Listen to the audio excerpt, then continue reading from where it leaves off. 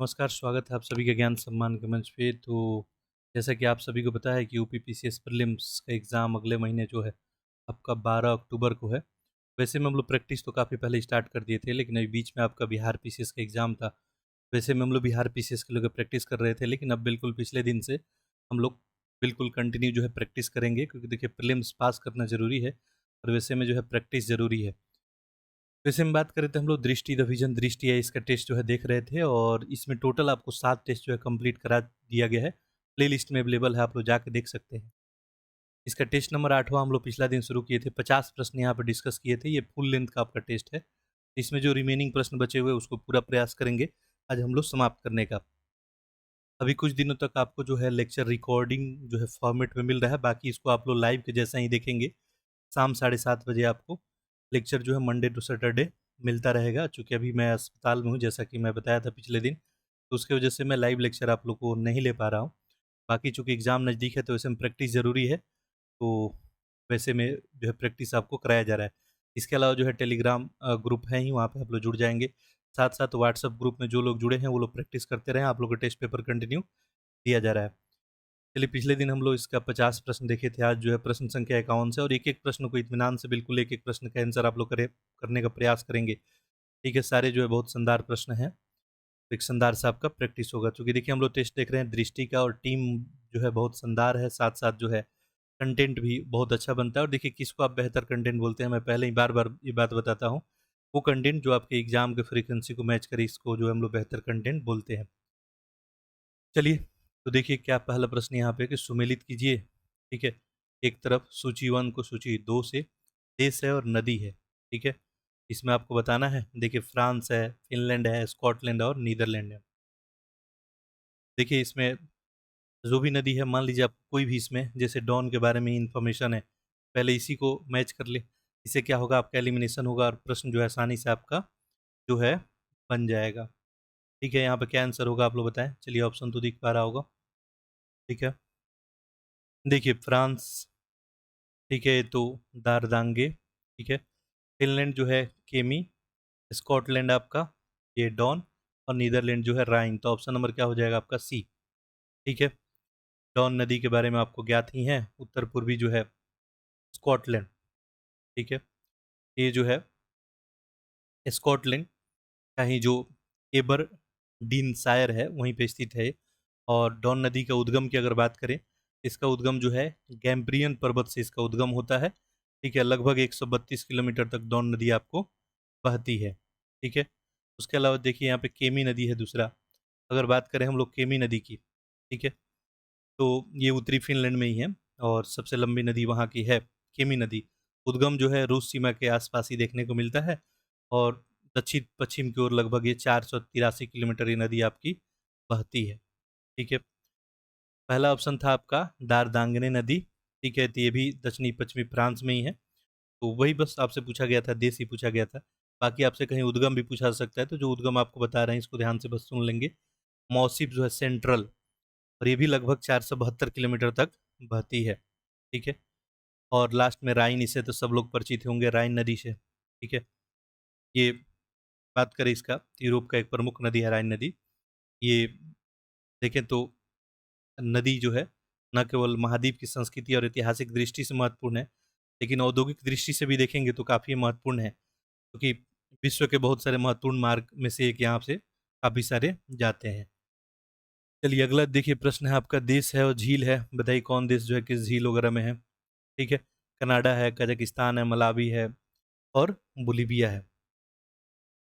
देखिए कनाडा, यहाँ पे बिनफेक झील, एक है तो आपका 3।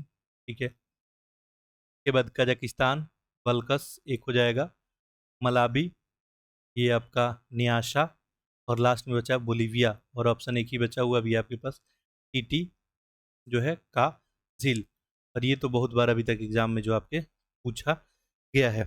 ठीक है, तो यहाँ पे ऑप्शन क्या बन गया, ऑप्शन नंबर बी।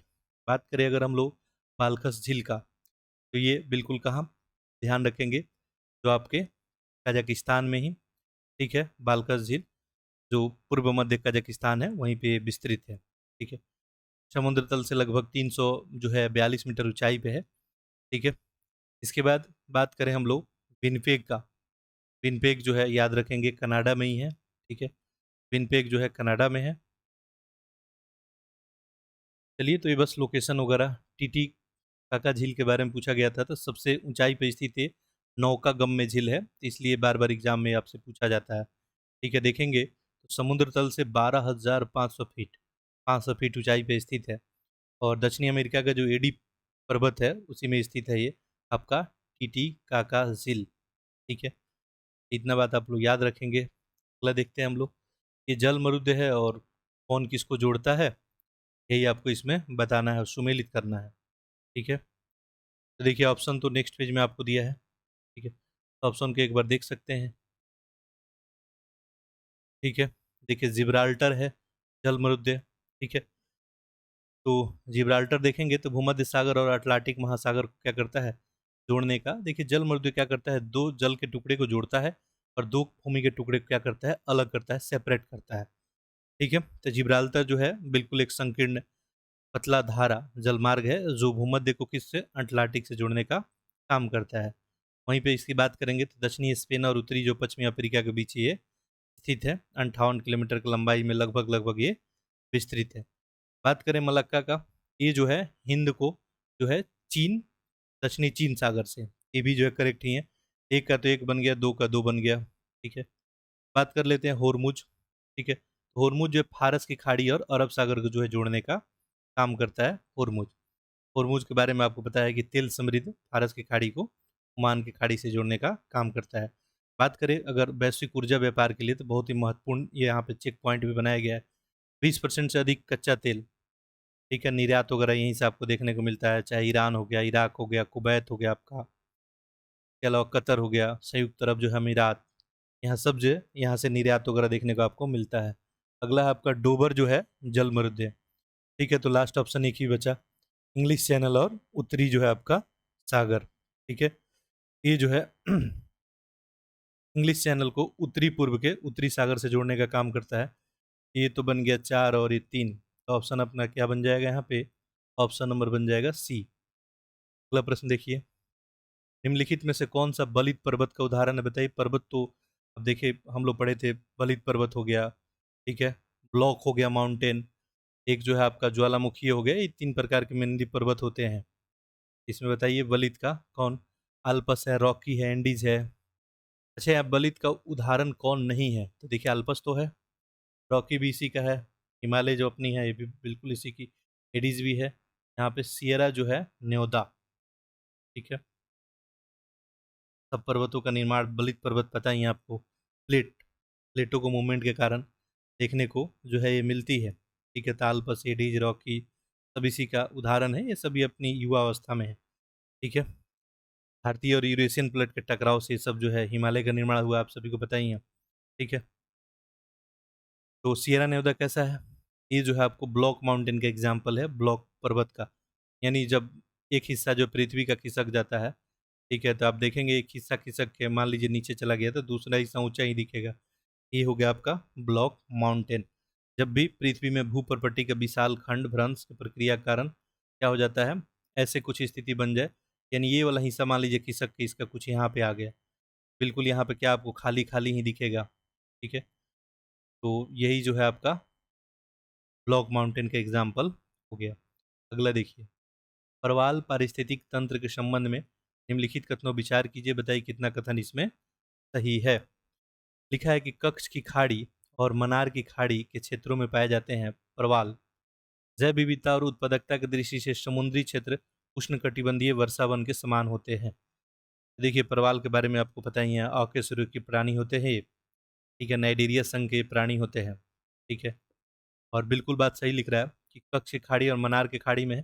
बाकी परवाल का निर्माण तो हम लोग पहले बात चुके हैं, कैल्शियम कार्बोनेट के स्राव करके जो इनका कठोर जो है कवच बनता है, यही जीव मरते जाते हैं और फिर देखेंगे तो परवालों से देखेंगे तो द्वीप भी तैयार होता है।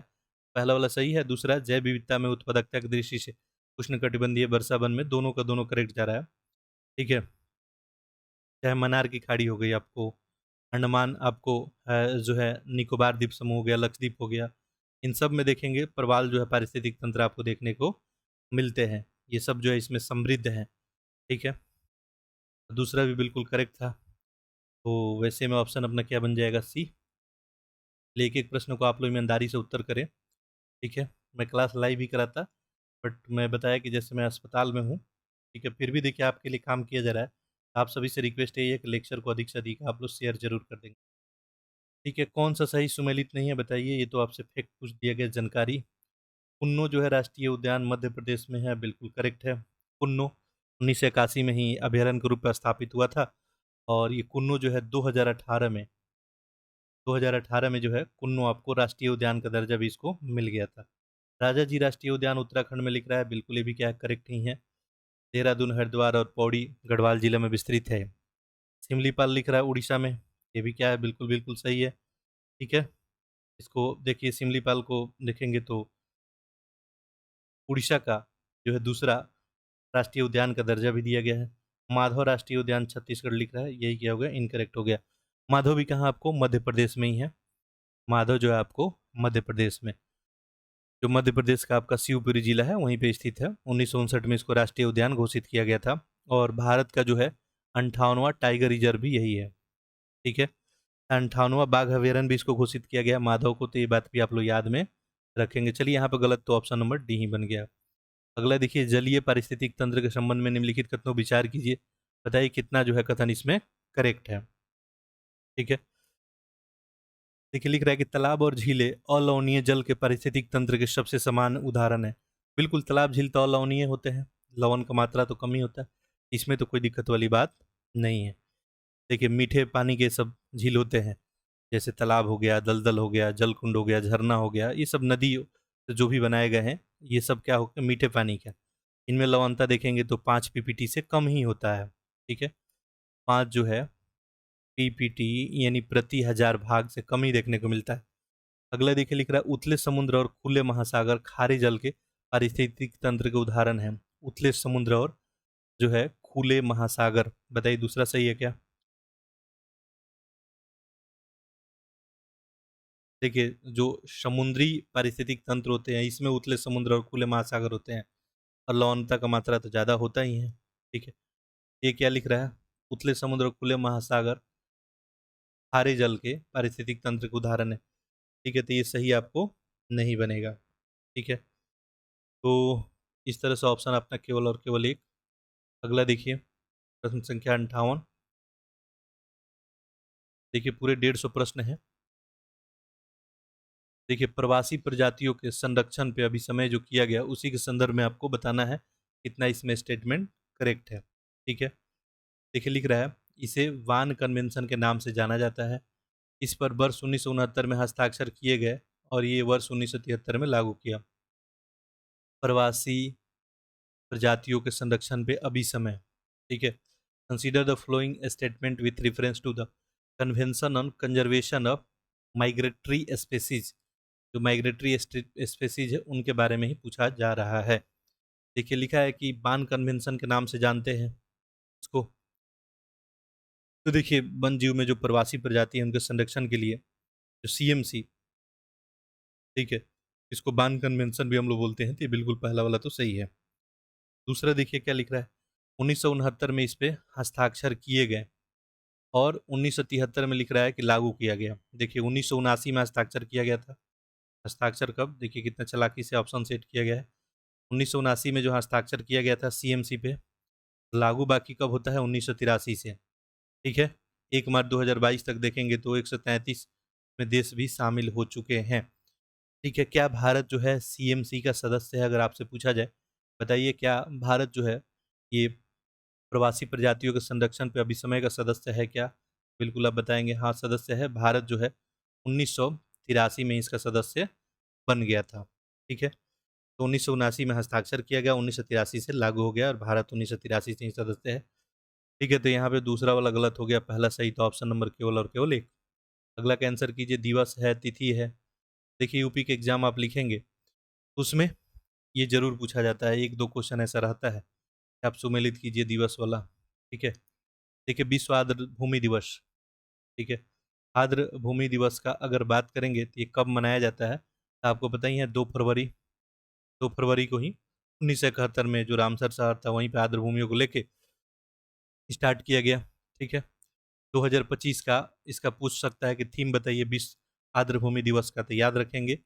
ठीक है, हमारे जो है साझा भविष्य के लिए आर्द्रभूमि का संरक्षण, हमारे साझा भविष्य के लिए आर्द्रभूमि का संरक्षण। चलिए, एक का तो एक बन गया, विश्व जल दिवस।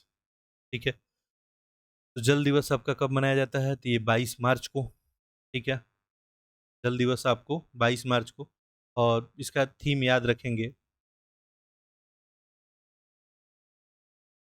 जल दिवस। ठीक है,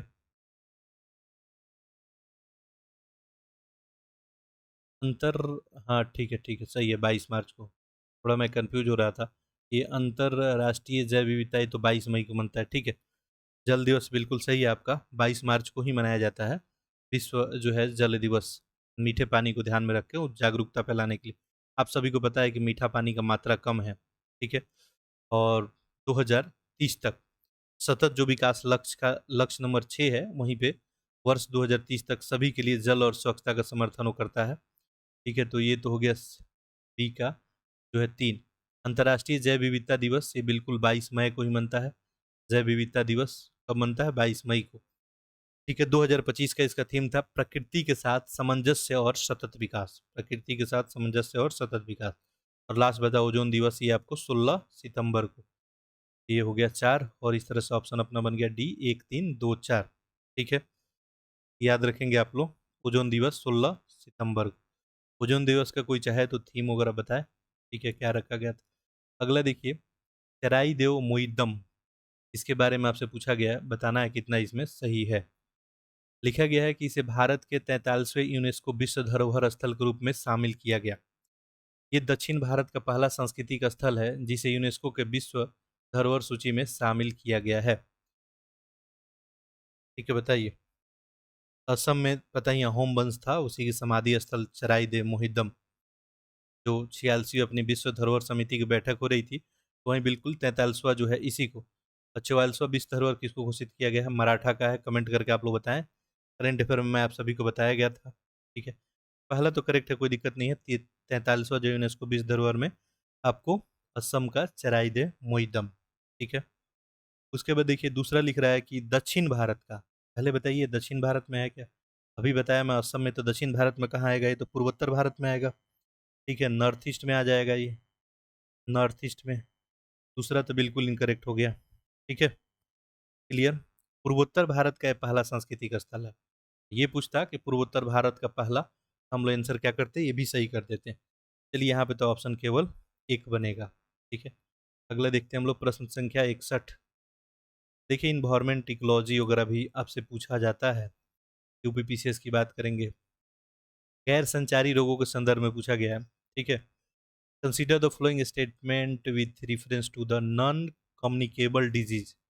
नॉन जो कम्युनिकेबल डिजीज है उन्हीं के बारे में दो तीन स्टेटमेंट है। Non communicable disease are also known as the chronic disease. The major NCDs यानी non chronicle disease included cardiovascular disease, cancers, respiratory illness and diabetes. बताइए कौन सा इसमें सही होगा। तो देखिए, लिख रहा है कि एनसीडी को दीर्घकालीन या क्रॉनिक रोग भी कहा जाता है। बिल्कुल, जो नॉन संचारी यानी नॉन कम्युनिकेबल डिजीज होते हैं, ये समानतः दीर्घकालीन रोग भी होते हैं। ठीक है, समय के साथ साथ अनेक कारण से विकसित हो जाते हैं। बहुत सारे कारण होते हैं इसमें विकसित होने के, जैसे अनुवांशिक जो जेनेटिक प्रवृत्ति भी हो सकती है, इन्वायरमेंटल एक्सपोजर भी मिल सकता है, या अस्वस्थकर जीवन शैली, जैसे मान लीजिए असंतुलित आहार ले रहे हैं। ठीक है, तंबाकू अल्कोहल का सेवन किया जा रहा है, शारीरिक जो है निष्क्रियता है, ऐसे में ही आपको देखेंगे तो नॉन कम्युनिकेबल डिजीज के लिए भी जिम्मेवार होता है। पहला तो सही है। दूसरा, प्रमुख एनसीडी में हृदय संबंधी रोग जैसे कैंसर, श्वसन तंत्र संबंधी और मधुमेह शामिल होते हैं। बिल्कुल, इसमें ये शामिल किया जाता है एनसीडी में, हृदय संबंधी, हृदय हार्ट अटैक भी रहता है, कैंसर भी हो गया, दीर्घकालीन श्वसन रोग जैसे क्रोनिक जो है ऑब्स्ट्रक्टिव जो है पोलिमोनरी डिजीज हो गया, अस्थमा हो गया, मधुमेह हो गया, सब इसमें शामिल करते हैं। ये गैर संचारी है, यानी ये क्या होगा, अब इनके साथ आप रहेंगे, ठीक है, तो कम्युनिकेट करके आप में नहीं आ सकता। सिंपल बात यही है कि कम्युनिकेटेबल नहीं है। ठीक है, ये कम्युनिकेट नहीं हो सकता है, नॉन कम्युनिकेटेबल है। दोनों का दोनों यहाँ पे सही जा रहा है, तो ऑप्शन नंबर आपका बी। अगला देखिए, वाशिंग सोडा का सूत्र आपसे पूछा जा रहा है, बताइए। ये सब तो आसान आसान सब आपको थ्योरी अभी कराया था थोड़े दिन पहले, आर से पहले, यूपीएससी से पहले, तो सब आपको बताया था ये मैं। ठीक है, वाशिंग सोडा, ये तो बन जाएगा आपका Na2CO3 ही, पहला वाला ही ऑप्शन सही हो जाएगा। ठीक है, आपको पता है कि बेकिंग सोडा को गर्म करने पर सोडियम कार्बोनेट प्राप्त होता है, और उसका फिर आप क्रिस्टलीकरण करेंगे तो वही बन जाता है वाशिंग सोडा। ठीक है, Na2CO3 10H2O। ठीक है, प्रकृति की इसकी जो है क्षारीय लवण के समान होती है। बाकी देखिए, वाशिंग सोडा का हम लोग उपयोग भी पूछा जाता है आपके एग्जाम में, बताइए वाशिंग सोडा का उपयोग कहाँ कहाँ होता है। तो कांच आपको हो गया, साबुन, कागज उद्योग में इसका उपयोग करते हैं, साथ साथ बोरेक्स जैसे सोडियम यौगिक के रूप में भी उपयोग करते हैं। ठीक है, वाशिंग सोडा का उपयोग जल को अस्थायी कठोरता को दूर करने के लिए भी किया जाता है, तो बड़ी काम का चीज़ है। बाकी तो कैल्शियम कार्बोनेट वगैरह है। ठीक है, चलिए अगला देखते हैं। पंख किसका उदाहरण है? फोम का, एरोसेल का, सोल का, इमल्सन का।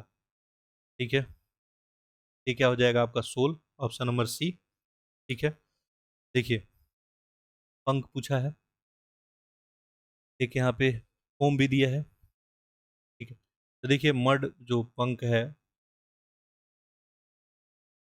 मड, ठीक है, मड जो है आपका यानी कीचड़, एक प्रकार का क्या है? सोल का एग्जाम्पल है। ठीक है, तो देखिए कभी कभी अगर नहीं समझ में आए कोई, मान लीजिए हिंदी डिफिकल्ट ट्रांसलेशन हो गया है, वैसे में आप क्या करेंगे, आप लोग अंग्रेजी वाला देख लेंगे तब मड समझ में आ जाता है। कीचड़ एक प्रकार का सोल ही है। ठीक है, कीचड़ में देखेंगे ठोस के कण किसी द्रव में जो है फैले होते हैं।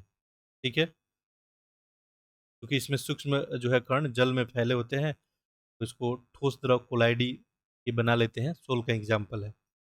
एईडी का फुल फॉर्म बताइए क्या है?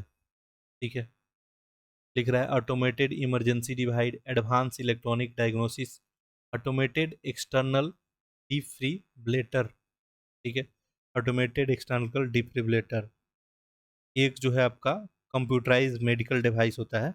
इसमें किसी भी व्यक्ति के हृदय गति को स्वचालित रूप से विश्लेषण करना, जरूरत पड़ने पर हृदय घात के दौरान जो सामान्य लय बहाल करने में मदद करता है आपको। ठीक है, यानी हृदय को जो है देखेंगे इलेक्ट्रॉनिक शॉक भी देने का ये काम करता है। ठीक है, यानी हृदय घात वगैरह होता है तो इसका उपयोग किया जाता है एईडी का। ऑटोमेटेड, नाम ही ऑटोमेटेड एक्सटर्नल जो है डिफिब्रिलेटर। निम्नलिखित में से किस विटामिन की कमी से जो है ऑस्टियोपोरोसिस हो सकता है? बताइए, ए है, सी है, डी है और के है? सही उत्तर क्या हो जाएगा आपका? ऑप्शन नंबर यहाँ पे सी, विटामिन डी। ठीक है, चूंकि डी देखेंगे तो शरीर में कैल्शियम का स्तर को नियंत्रित करता है, हड्डियों को स्वस्थ रखने में महत्वपूर्ण भूमिका होता है डी का। ठीक है, हाथों में भोजन से कैल्शियम के अवशोषण क्षमता भी बढ़ाता है, ये सब इसका काम होता है विटामिन डी का। कमी से ऑस्टियोपोरोसिस, ठीक है, हड्डियों से रिलेटेड ऑस्टियोपोरोसिस होता क्या है? ठीक है, एक ये जनरली ये अवस्था आपका होता है जिसमें जनरली प्राय वृद्ध व्यक्ति, विशेषकर महिलाओं में देखने को मिलता है, इनका हड्डियों का दरमान मांस घनत्व क्या होता है? घट जाता है। ठीक है, भंगूर हो जाती है, फ्रैक्चर और जोखिम अधिक होता है। ठीक है, तो इसको हम लोग ऑस्टियोपोरोसिस बोलते हैं, तो इसके लिए विटामिन डी की जरूरत होती है। पादपों में फ्लोएम किसके परिवहन के लिए? तो एक जाइलम होता है, एक फ्लोएम होता है। तो ये फ्लोएम क्या करता है? जल के लिए, खनिज के लिए, ऑक्सीजन, आहार के लिए, कोई दिक्कत नहीं है इसमें। ठीक है, तो जाइलम, सॉरी फ्लोएम और जाइलम जो है किसके लिए? जल वगैरह परिवहन के लिए जिम्मेवार होता है, आप सभी को पता ही है। ठीक है, निम्नलिखित में से किसे सामान्यतः लाफिंग गैस के रूप में हम लोग जानते हैं? बताइए, लाफिंग गैस के रूप में किसको जानते हैं? Ammonia, nitrous oxide, carbon monoxide. ये क्या हो जाएगा आपका? नाइट्रस ऑक्साइड ही। ठीक है, N2O, कहीं कहीं आपके ऑप्शन में यही दिखेगा, समझ जाएंगे N2O यानी नाइट्रस ऑक्साइड है, लाफिंग गैस इसको हम लोग बोलते हैं। ठीक है, क्लियर है? चलिए अगला देखते हैं 68।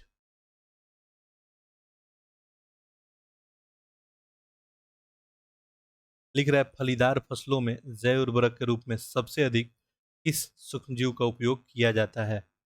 फलीदार फसलों में जैव उर्वरक के रूप में सबसे अधिक किस सूक्ष्मजीव का जो है प्रयोग करते हैं, उपयोग करते हैं? राइबोजोबियम है, लैक्टोबैसिलस है, पेनिसिलियम। देखिए पहला ही सही हो जाएगा, राइजोबियम। ठीक है, वो पता है कि राइजोबियम या नाइट्रोजन स्थितीकरण करने का काम करता है। तो जो भी दलहनी फसलें होती हैं उनके लिए जैव उर्वरक के रूप में राइजोबियम ही काम आपको करता है। कौन सी गैस अक्रिय गैस या विरल गैस का उदाहरण है, बताइए। अक्रिय या विरल गैस का उदाहरण बताना है। हाइड्रोजन है, नाइट्रोजन है, नियान है या क्लोरीन है। देखिए नियोन ही हो जाएगा, नोबल गैस, अक्रिय गैस। ठीक है, कोई दिक्कत नहीं होगी। ठीक है, इसमें 7 उत्कृष्ट गैसों में शामिल करते हैं, जैसे हीलियम को, नियॉन को।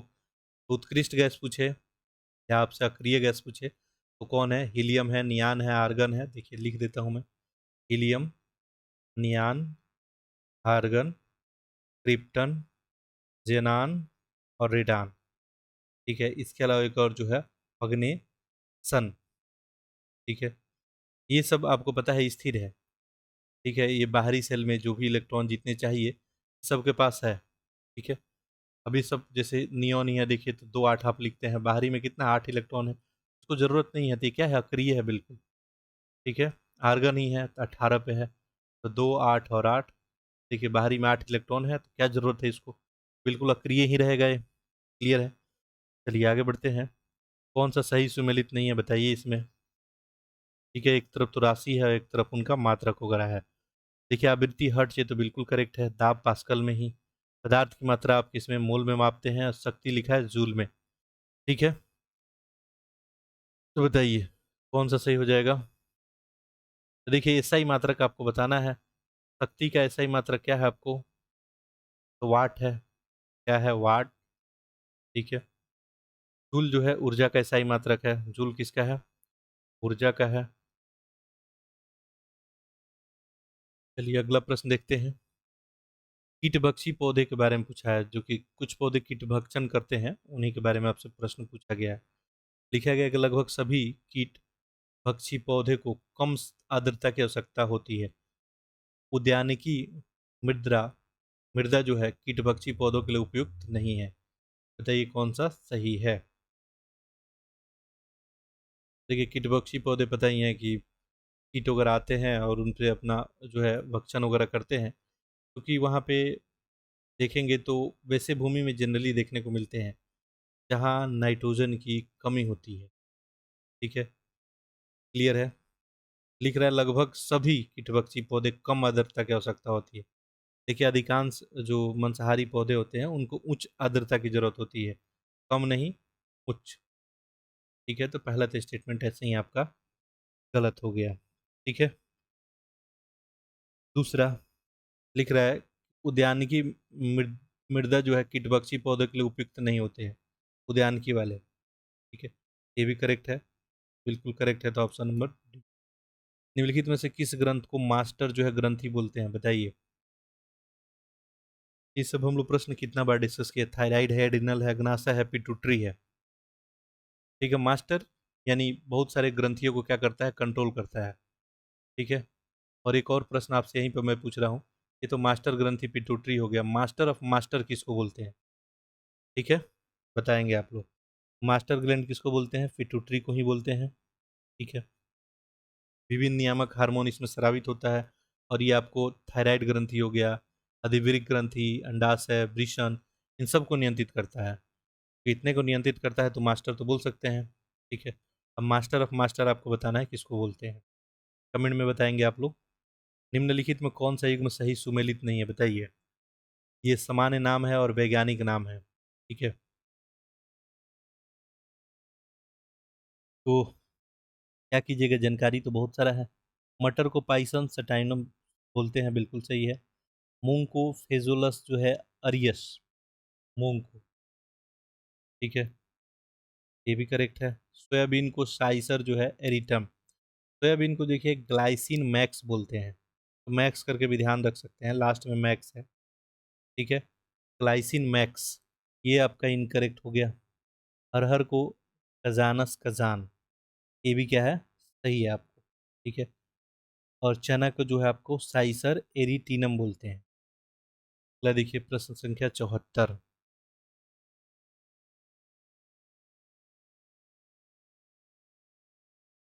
लिख रहा है हाथों की भुजाओं की धमनियों में रक्तचाप मापने के लिए सामान्यतः कौन सा यंत्र जो है प्रयोग किया जाता है।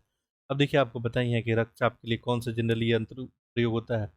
स्पिगनो मैनोमीटर ही प्रयोग होता है ब्लड प्रेशर के लिए। ठीक है। और आपको पता है कि ये जब लगभग 120/80 आता है तो समझिए ठीक ठाक स्थिति है। 120/80 mmHg। ठीक है। से इधर उधर है तो समझिए जो स्थिति गड़बड़ है। ठीक है। 120 mg/Hg जो है सिस्टोलिक दाब आता है, और बाकी जो है 80 क्या आता है आपका डायसिस्टोलिक दाब आता है। मानव मस्तिष्क का सबसे बड़ा भाग बताइए कौन सा है इसमें। सबसे बड़ा भाग अनुमस्तिष्क है, मेडुला है, तो प्रमस्तिष्क ही हो जाएगा, ऑप्शन नंबर सी। ठीक है।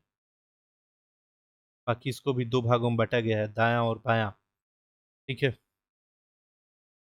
अगला देखिए राज्यसभा में, अब आ गया देखिए पॉलिटी का प्रश्न। 1/3 सदस्य कितने वर्षों के बाद सेवानिवृत्त हो जाते हैं। तो आप सबके लिए छोटा छोटा प्रश्न है, क्या आंसर हो जाएगा। ऑप्शन नंबर बी, 2 वर्षों के बाद 1/3 सदस्य क्या हो जाते हैं। क्योंकि देखिए राज्यसभा आपको कैसा सदन है, स्थायी सदन है, इसको कभी भंग नहीं किया जाता है। हाँ, सदस्य भले ही उनका कार्यकाल पूरा हो जाएगा वो निकल जाएंगे, लेकिन राज्यसभा कंटिन्यू में चलते रहता है। तो 1/3 सदस्य 2-2 वर्ष में रिटायर्ड होते रहते हैं। ठीक है। कोई बात नहीं, ध्यान रखेंगे। तो अच्छा, सदस्यों का कार्यकाल कितने वर्ष का होता है, तो जो 1951 का अधिनियम कहता है कितने का होता है, 6 वर्ष का होता है। अगले देखिए समिति है, वर्ष है, सुमेलित करना है आप सभी को। ठीक है, चलिए ऑप्शन दिख रहा होगा, सुमेलित कीजिए कब कौन आया। सबसे पहले तो सहकारिया जो है आयोग आया है। आया तो क्यों आया, क्या फैसला वगैरह दिया, ये सभी आपको पता होना चाहिए। 1900 जो है 83 में ही आया था, संघीय ढांचा और केंद्र राज्य संबंधों की जांच के लिए आया था, जो है आपका सरकारी आयोग। ठीक है। पंचायत राज के जो संस्था है, इससे संबंधित मुद्दा पर विचार वगैरह करने का बात ये किया था। ठीक है। चलिए पहला तो 1983 है। 83 मतलब 4, 4 मतलब बी ऑप्शन, सी ऑप्शन तो नहीं बनेगा। थुंगन समिति, ये कब का है थुंगन, आपका 1988 का। ठीक है। 1988 का है। डॉक्टर जो थे पी के थुंगन, उन्हीं की अध्यक्षता में संसदीय सलाहकार समिति के एक उप समिति के रूप में इसको गठित किया गया था। अगला है एम एल सिंघवी समिति। ये कब का है एम एल सिंघवी, 1986, 1986 का है। ठीक है। राजीव गांधी सरकार के समय ही लोकतंत्र और विकास के लिए पंचायती राज संस्था में पुनरुद्धारण की अवधारणा पर मसौदा तैयार वगैरह किया गया था। और लास्ट है हनुमत राव समिति। ये कब का है, 1984 का है। तो हनुमत राव जो है जिला नियोजन समिति के स्थानीय समिति की जन भागीदारी को उजागर करने के लिए किया गया था। देखिए यहाँ पे ऑप्शन आप सभी के जो है क्या बन जाएगा, ऑप्शन नंबर डी। अगला है भारतीय संसद की प्रकलन समिति के संदर्भ में निम्नलिखित कथनों पर विचार कीजिए, बताइए कौन सा इसमें सही है। प्रकलन समिति के बारे में देखिए लिखा गया है, लोकसभा द्वारा प्रतिवर्ष इस सदस्यों में से 15 सदस्य चयन किया जाता है। समिति का कार्यकाल 6 माह का होता है। प्रकलन का बताइए कौन सा सही है। देखिए प्रकलन समिति बड़ी समिति है, आपको पता है इसमें कितने सदस्य होते हैं, 30 सदस्य होते हैं। और बाकी चुनाव तो लोकसभा से ही होता है प्रति वर्ष। ठीक है, 9 होता है, बट 30 सदस्य होते हैं, तो पहला तो ऐसे स्टेटमेंट गलत हो गया। कार्यकाल जनरली 1 वर्ष का होता है, ये बोल रहा है 6 महीने। ये भी स्टेटमेंट क्या हो गया आपका, गलत हो गया। कितने साल का, 1 साल का। दोनों का दोनों गलत। तो ऑप्शन नंबर डी कोई सही नहीं है, ना तो एक ना ही। बाकी देखिए प्रकलन समिति का काम वगैरह क्या होता है, भी सब आपसे पूछा जा सकता है एग्जाम में, ध्यान रखेंगे। रिपोर्ट करना कि आर्थिक सुधार जो है, संगठनात्मक सुधार, कार्यकुशलता में वृद्धि, प्रशासनिक बदलाव, सब ये जो है सुझाव वगैरह देने का काम जो है करता है। ठीक है। जांचना भी कि धनराशि जो है निहित जो है नीति के सीमाओं के अनुरूप उचित आधार पर निर्धारित की गई है या नहीं की गई है, सब काम इसका होता है। अगला देखिए,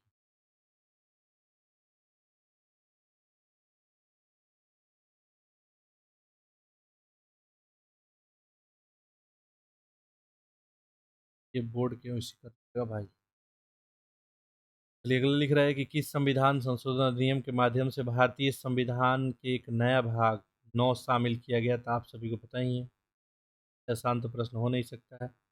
9 भाग कब शामिल किया गया? 73वां संविधान संशोधन 1992 कर। ठीक है। भाग 9 अनुच्छेद था 243 से लेके 243 ओ तक। ठीक है। बाकी आपको पता है पंचायत में जो है कार्य कितना, 29 कार्य सूचीबद्ध किया गया है।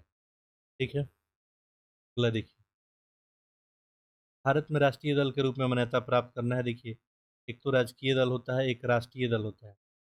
राष्ट्रीय दल के लिए क्या क्या कंडीशन हो सकता है, ये आपसे प्रश्न पूछा गया है। दिख रहा है, यदि कोई दल कम से कम 3 राज्यों में 2% लोकसभा सीटों जीत हासिल करता है और उसे राष्ट्रपति दल के रूप में मान्यता जो है, राष्ट्रीय दल के रूप में मान्यता दी जाती है। बात सही है। निर्वाचन आयोग सभी नियम वगैरह बनाता है। मान लीजिए आम चुनाव में लोकसभा में अगर 2% सीट पे जीत हासिल होता है, लेकिन एक राज्य में नहीं होना चाहिए, ध्यान देना है। 3 राज्य, कम से कम 3 राज्य होना चाहिए, तब बिल्कुल राष्ट्रीय दल का मान्यता दे दिया जाएगा। यदि किसी दल को 4 राज्यों में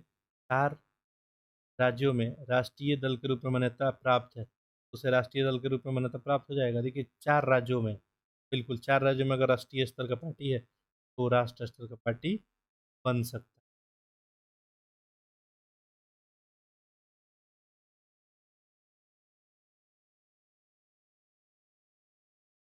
अगला देखिए 81, भारत के सर्वोच्च न्यायालय के न्यायाधीशों के संबंध में पूछा गया है। तो कह रहा है कि न्यायाधीश 65 वर्ष तक आयु तक पद पर बने रहते हैं। सही, करेक्ट है क्या? देखिए, हम तो रिवीजन में पढ़े थे 124(2), क्या लिखा हुआ था? सर्वोच्च न्यायालय के न्यायाधीश तब तक पद पर धारण करेगा जब तक जो है ना 65, 65 वर्ष तक आयु पर पद पर बिल्कुल बनाए रह सकता है। अगला देखिए, सर्वोच्च न्यायालय के न्यायाधीश नियुक्त होने के लिए संबंधित व्यक्ति के पास उच्च न्यायालय में अधिवक्ता के रूप में न्यूनतम 5 वर्ष का अनुभव होना चाहिए। ठीक है, तो बताइए दूसरा सही है क्या? ठीक है, सर्वोच्च न्यायालय का न्यायाधीश बनना है क्या, इसके लिए उच्च न्यायालय में 5 वर्ष आपको अनुभव होना चाहिए। देखिए, उच्च न्यायालय का 2 या 2 से अधिक न्यायालयों में लगातार कम से कम 10 वर्ष का अधिवक्ता होना चाहिए। कितना? 10 वर्षों का। तभी एक कंडीशन फुलफिल होगा। तो ऑप्शन नंबर आपका एक, केवल एक नहीं दिया है, ऑप्शन नंबर बी में।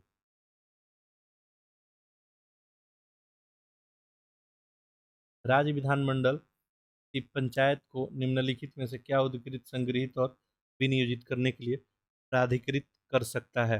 राज्य विधानमंडल, बताइए।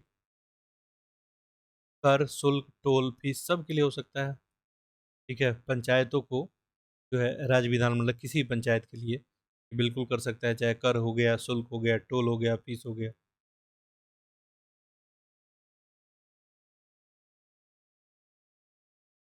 चलिए, अभी हम लोग पॉलिटी देखे, कल हिस्ट्री देखे थे, उसके बाद हम लोग ज्योग्राफी देखें, कुछ साइंस के प्रश्न देखें, अब हम लोग पॉलिटी देख रहे हैं। तो एक एक करके देखिए, सारे सब्जेक्ट का आपका टेस्ट होते जा रहा है।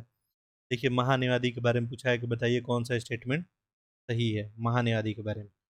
लिखा गया कि पहला, महान्यायवादी की नियुक्ति भारत के सर्वोच्च न्यायालय द्वारा की जाती है। बताइए, महान्यायवादी की नियुक्ति कौन करता है? राष्ट्रपति, प्रेसिडेंट करता है। कैसे स्टेटमेंट गलत हो गया? एक गया यहाँ से, एक गया, एक यहाँ से भी गया, फिक्स हो गया कि बी ही आंसर बनना है। भारतीय संविधान का अनुच्छेद 76 में महान्यायवादी का प्रावधान है, बिल्कुल है। सर्वोच्च न्यायालय में भारत के सरकार से संबंधित सभी मामले में उपस्थित होता है, बिल्कुल उपस्थित होता है, ऑप्शन नंबर बी। ठीक है, महान्यायवादी के कार्य वगैरह के बारे में आपको पढ़ना है। आर्टिकल कहाँ लिखा गया? आर्टिकल 76 के 2 में लिखा गया।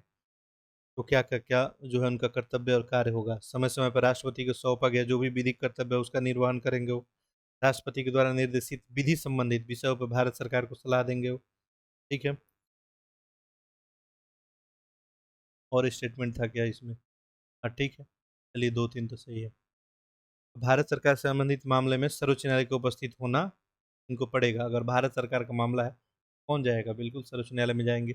ये अनुच्छेद वगैरह है, इसमें क्या क्या लिखा गया? तो एक बात तो पता है कि 243 में ही सब कुछ है पंचायत को लेके। क्या आपको पता है 73वां संविधान संशोधन 1992 में पंचायती राज को क्या दे दिया गया? संवैधानिक सत्ता का क्या किया गया? विकेंद्रीकरण किया गया। त्रिस्तरीय जो है स्तर पे संरचना स्थापित जो है किया गया। तो 243 में अगर देखा जाए, आपसे पूछा जाए कि बताइए अनुच्छेद 243 में क्या है, बस उसमें परिभाषा वगैरह दिया गया है। बाकी 243 ए देखेंगे, यहीं से कहानी अब शुरू होता है। 243 ए में देखेंगे तो ग्राम सभा का बात किया गया है। 243 बी में देखेंगे तो पंचायतों का गठन का बात किया गया है 243 बी में। 243 सी में बात करेंगे तो पंचायतों का संरचना का बात है। 243 डी में अगर बात करेंगे सीटों का आरक्षण के लेके बात है, पंचायतों में सीटों का आरक्षण।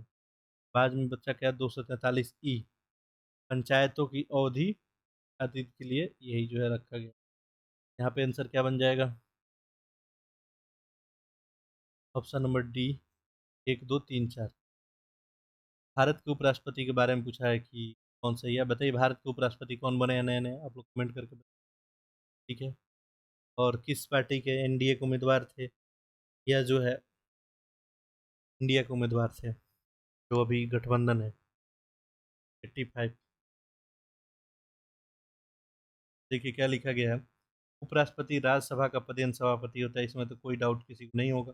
उपराष्ट्रपति अधिकतम 90 दिनों की अवधि के लिए राष्ट्रपति के रूप में कार्य कर सकता है, इसके दौरान एक नए राष्ट्रपति का चुनाव किया जाना होता है। देखिए ये सब कहानी कहाँ लिखा गया आपको कि सभापति होगा, ये अनुच्छेद 64 में है, और अनुच्छेद नंबर 65 है। यहाँ पे जो है राष्ट्रपति की मृत्यु, पद त्याग या पद से हटाए जाने पे अन्य कारणों से पद की रिक्ति की दशा में उपराष्ट्रपति नए राष्ट्रपति निर्वाचित होगा, ऐसा बताया गया है। ठीक है, लेकिन 62 में आपको क्लियरली बताया गया है, 62 में नहीं 1 में बताया गया है कि रिक्त पे नियुक्ति के लिए नए राष्ट्रपति का निर्वाचन रिक्त होने से 6 माह के अंतर्गत होना चाहिए। ठीक है, ये क्या बोल रहा है 90 दिन, और होना चाहिए क्या 6 माह। ये गलत हो गया, और ऐसे में ऑप्शन नंबर केवल और केवल एक। तो देखिए 86।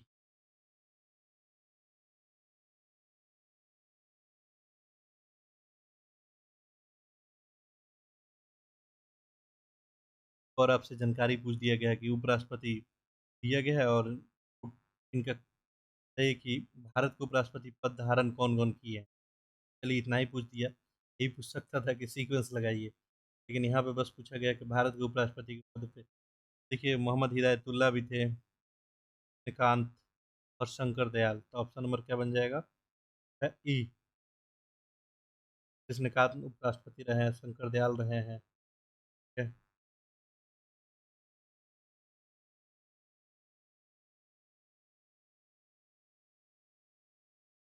ये राज्य है लोकसभा की स्थापना वगैरह कब हुई है ये पूछा गया है, थोड़ा अलग क्वेश्चन पूछ दिया गया। देखिए उड़ीसा, उड़ीसा 1970 में। बिहार, बिहार जो 73। उत्तर प्रदेश ये जो 75, और मध्य प्रदेश 51। ऑप्शन क्या बन जाएगा डी।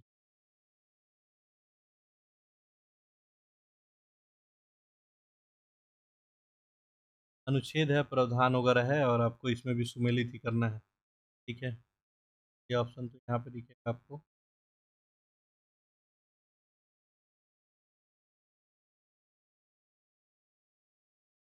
ये ऑप्शन आप लोग देख लिए।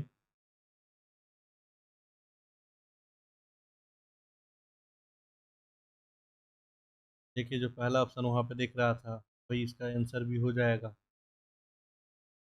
4 2 3 एक ही था शायद। 4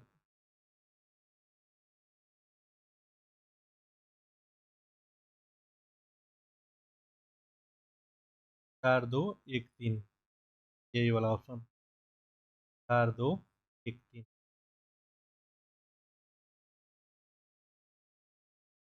आर्टिकल आप सभी को बताया ही गया था। 4 2 1 3। देखिए अनुच्छेद 225 विद्यमान उच्च न्यायालय का अधिकार था। अनुच्छेद 226 कुछ रीट जारी करने के लिए उच्च न्यायालय को शक्ति दिया गया है। अनुच्छेद 238 ये विद्यमान उच्च न्यायालय का अधिकार था, और अनुच्छेद 2 दो या दो से अधिक राज्यों के लिए उच्च न्यायालय का स्थापना।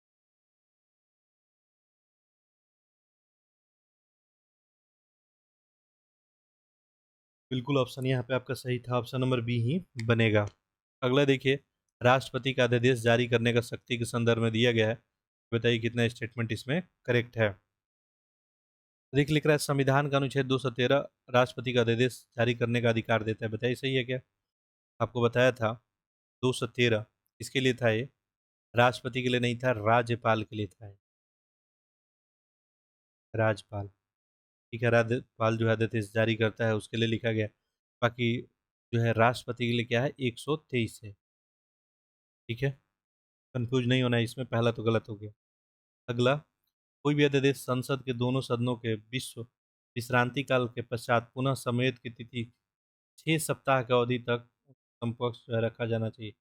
बिल्कुल करेक्ट है ऑप्शन नंबर बी।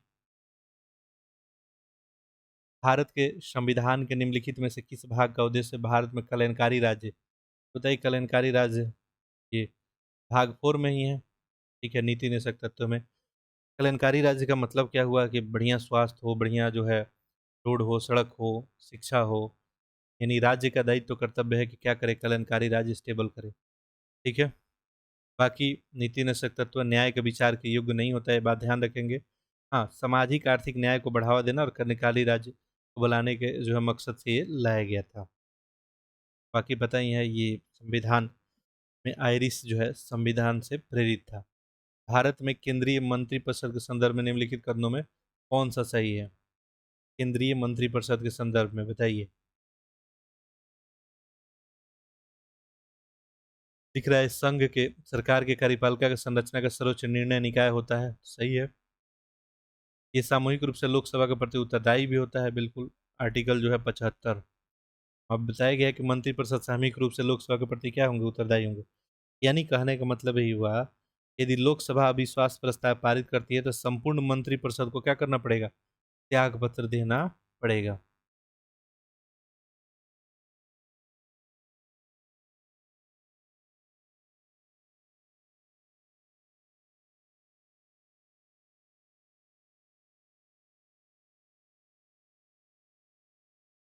अनुच्छेद है, प्रावधान है, फिर से वही कहानी, मिलित वगैरह करना है। देखिए 48A है। 48 में देखेंगे तो क्या है, 48 में तो पहला बात की 36 से लेके 51 तक कहानी नीति निषेध तत्व का ही होगा। 48 में क्या है, राज्य कृषि और पशुपालन के विकास के लिए आधुनिक और वैज्ञानिक विधि को बढ़ावा देने की बात किया गया। 48 में राज्य में पर्यावरण और संरक्षण के संवर्धन के लिए वन और वन जीवों की रक्षा के उपाय का बात इसमें किया गया है। ठीक है, यहाँ पे ए का जो है आपका 3, पर्यावरण वन और वन जीव संरक्षण। अनुच्छेद 49, अनुच्छेद 49 जो है आपको कलात्मक एवं ऐतिहासिक महत्व का स्मारकों का संरक्षण के लिए है। ठीक है, तो 2।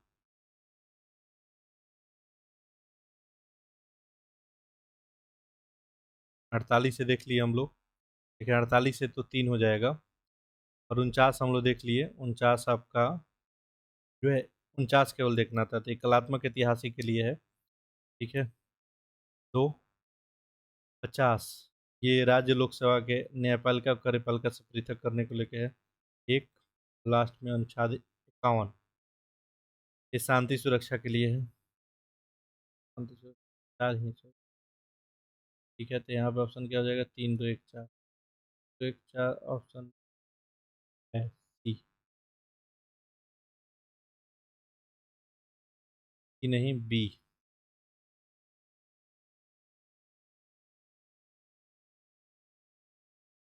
निम्नलिखित में से किन मामलों को बंदी प्रत्यक्षीकरण रीट जारी नहीं की जा सकती, कौन मामले में नहीं जारी की जा सकती, ये पूछ रहा है। बंदी प्रत्यक्षीकरण यानी जिसको हैबियस कॉर्पस बोलते हैं। रीट का उद्देश्य क्या होता है, कोई भी व्यक्ति जिसके विधु विरुद्ध निरोध या कारावास से मुक्ति कराना।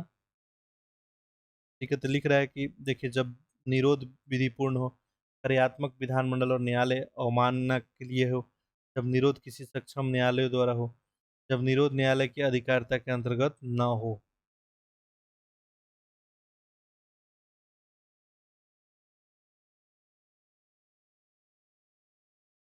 यहाँ पे तो सारा ही ऑप्शन सही लग रहा है। तो पूछा है कौन शामिल नहीं है, तो सब शामिल है, तो ऑप्शन नंबर डी। अनुच्छेद है, प्रावधान वगैरह दिया गया है। बाकी अगले पेज में कहानी होगा। पॉलिटी का कुछ ज़्यादा ही प्रश्न दे दिया गया इस टेस्ट। ठीक है, बाकी यहाँ पे कहानी है। ठीक है,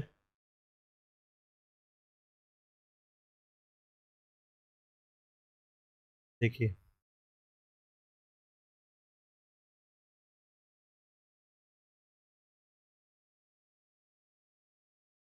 अनुच्छेद 25 अंतःकरण और धार्मिक स्वतंत्रता का बात करता है। 26 जो है धार्मिक कार्यों के प्रबंधन के लिए स्थापित है। 26 किसके लिए है? धार्मिक कार्यों के प्रबंधन की स्वतंत्रता के लिए है। ठीक है, ये तो यहाँ पे दिख रहा है। बाकी कुछ ऑप्शन उधर दिख रहा है, इसलिए मैं आपको बता देता हूँ। ठीक है, इसके अलावा देखिए 28 है। 28 है। ठीक है, 28 तो होता है संस्थानों के धार्मिक शिक्षा के बारे में जागरूकता के लिए। यहाँ पे तो बी ही ऑप्शन आपका सही हो जाएगा। भारत के मूल अधिकारों के निलंबन के संदर्भ में निम्नलिखित कथनों विचार कीजिए। सही उत्तर बताइए मूल अधिकारों के निलंबन को लेकर। देख रहा है, मूल अधिकारों को कार्यपालिका के किसी भी साधारण आदेश द्वारा निलंबित नहीं किया जा सकता। मूल अधिकार का बात है भाई, साधारण आदेश से कैसे निलंबित हो जाएगा? इसके लिए विशिष्ट संवैधानिक परिस्थिति से ही होगा। यानी 352 है। ये तो पहला गलत, नहीं सही हो गया ना, नहीं हो सकता है लिख रहा है। ठीक है, तो ऐसे में गलत हो गया पहला। दूसरा, अनुच्छेद 19 को केवल बाह्य आक्रमण और युद्ध के आधार पर निलंबित किया जा सकता है। अनुच्छेद 19 बताइए, अनुच्छेद 19 जो है वाक अभिव्यक्ति सम्मेलन इन सब के लिए, और केवल युद्ध या बाह्य आक्रमण के आधार पर घोषित आपातकाल किया जा सकता है। ऑप्शन यहाँ पे डी।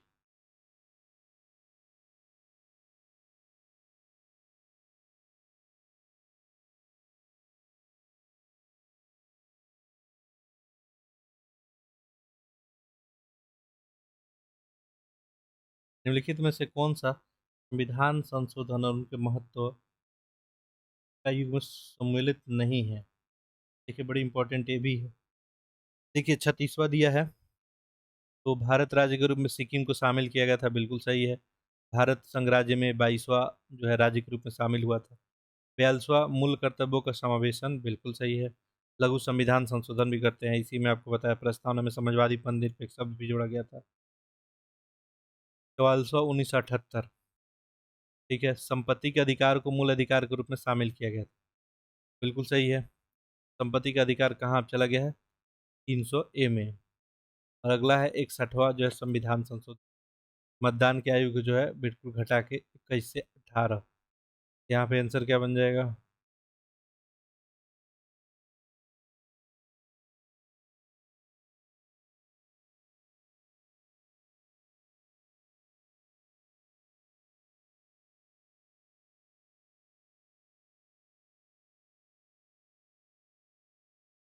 ले 97। लिख रहा है अनिवासी भारतीय ने जो एनआरआई होते हैं उन्हीं के बारे में। ठीक है, लिख रहा है कि पूर्ववर्ती वित्तीय वर्ष के दौरान 365 दिनों में कम समय के लिए भारत में निवास, रोजगार के उद्देश्य से भारत से बाहर गया व्यक्ति या भारत के बाहर निवास करने वाला व्यक्ति, कौन सा सही होगा? ये तो बिल्कुल सही है, एनआरआई। रोजगार के उद्देश्य से मान लीजिए भारत से कोई बाहर जाए, या व्यक्ति हो या भारत से बाहर जाकर कोई निवास करे, तो एनआरआई हो जाएगा। ठीक है, दूसरा सही है। पहला लिख रहा है कि पूर्ववर्ती 365 दिन के लिए भारत में नहीं रहती, ये गलत हो जाएगा आपका।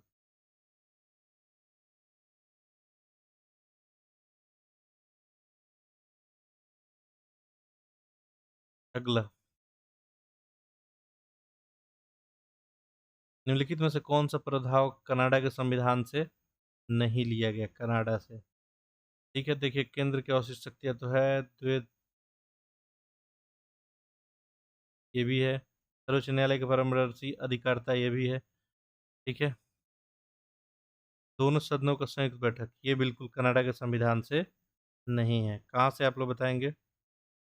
ये ऑस्ट्रेलिया के संविधान से लिया गया है। ठीक है, आर्टिकल जी 108 में लिखा गया है। यहाँ पे तो ऑप्शन डी बन गया। निम्नलिखित में से कौन सा युग्म सही सुमेलित नहीं है? गांधीवादी योजना, श्री नारायण अग्रवाल,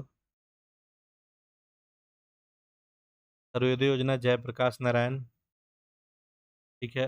जन योजना, अब विश्वेश्वरैया योजना बताइए। जन योजना तो काफ़ी पुराना है, 1945 का। ठीक है, M.N. राय के द्वारा तैयार किया गया था। गांधी योजना कब आया था? ये तो इससे भी पहले 1944। विश्व जो है विश्वेश्वरैया योजना है। और एक है आपका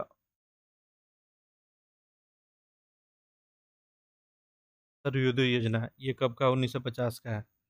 यहाँ पर क्या हो जाएगा आपका answer? Option number D.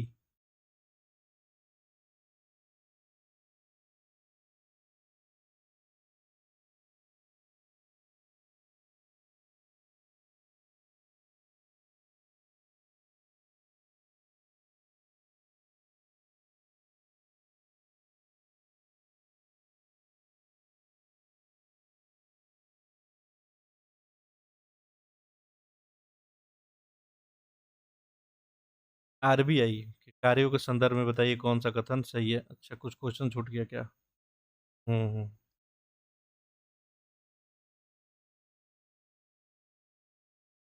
NITI Aayog का काम पूछा जा रहा है। ठीक है, आंसर करें आप लोग।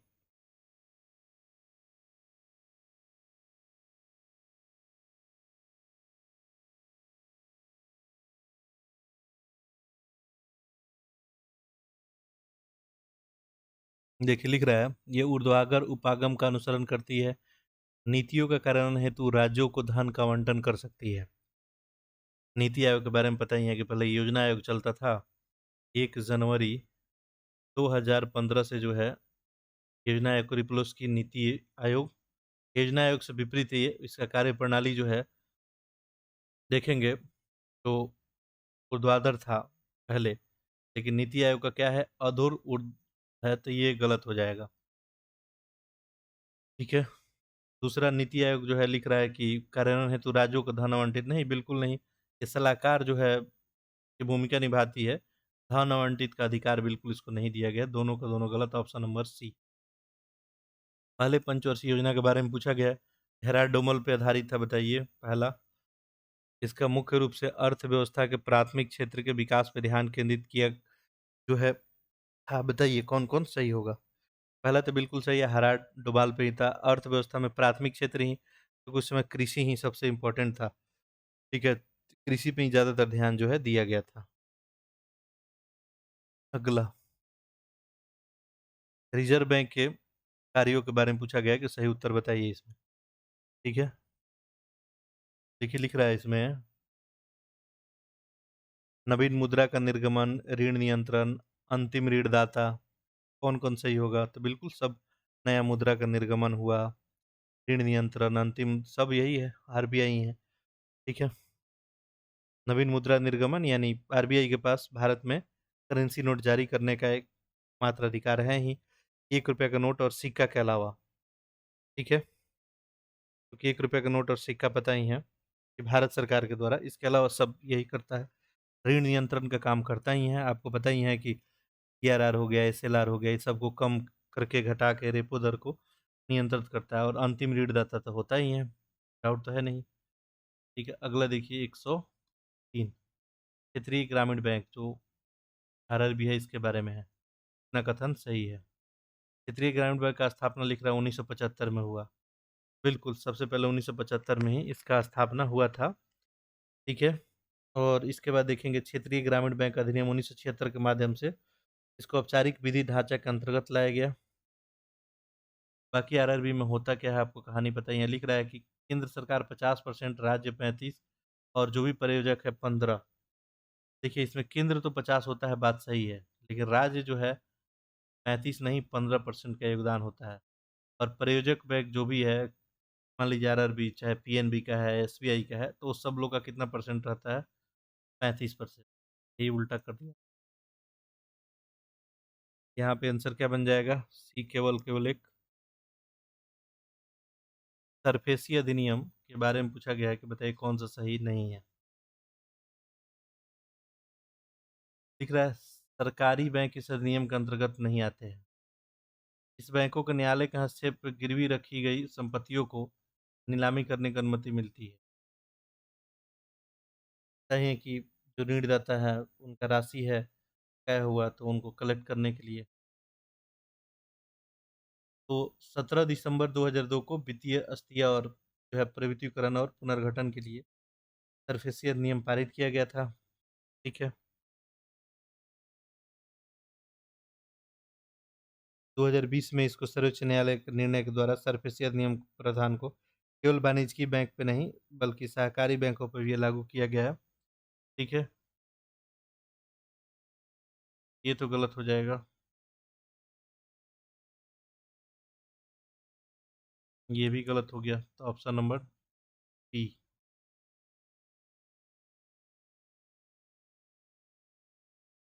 एसएलआर के बारे में पूछा है। एसएलआर अधिकतम 25% तक आरबीआई द्वारा तिमाही के आधार पर संशोधित किया जाता है। बताइए कौन सा ये।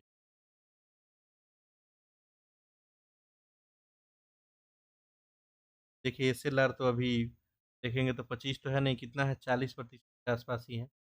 पहला तो ऐसे ही गलत हो गया, बल्कि आरबीआई के द्वारा तिमाही के आधार पे तो किया जाता है। ठीक है। तो यहाँ पे आंसर हो जाएगा केवल और केवल बी।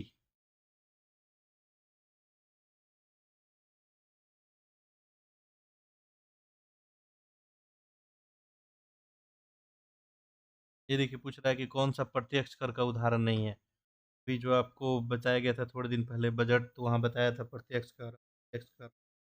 वैसे ही प्राप्ति और खर्च दोनों के बारे में आपको इन्फॉर्मेशन दिया गया था। देखिए संपदा कर है, प्रतिभूति लेन देन है, कॉर्पोरेट है, मूल्य बैट। बैट क्या है? अप्रत्यक्ष कर का उदाहरण ये प्रत्यक्ष कर नहीं है। ठीक है। प्रत्यक्ष में आपका आय कर, कॉर्पोरेट कर, संपत्ति कर, संपदा कर, सीटीटी, मैट, ये सब आता है। प्रत्यक्ष में देखें जिसके आय पर लाभ नहीं बल्कि वस्तु और सेवाओं का अधिरोपित होता है प्रत्यक्ष। वैट क्या है? प्रकार का प्रत्यक्ष कर ही है। मुद्रास्फीति के प्रकार और उनका विवरण बताइए कौन जो है सही सुमेलित है। मुद्रास्फीति का मतलब पता ही है आपको, पढ़े आप लोग इन्फ्लेशन। किसी भी देश में वस्तु सेवाओं के समग्र मूल्य में अगर कंटिन्यूअस वृद्धि हो रहा है, ठीक है, तो इसको हम लोग क्या बोलते हैं? मुद्रास्फीति बोलते हैं।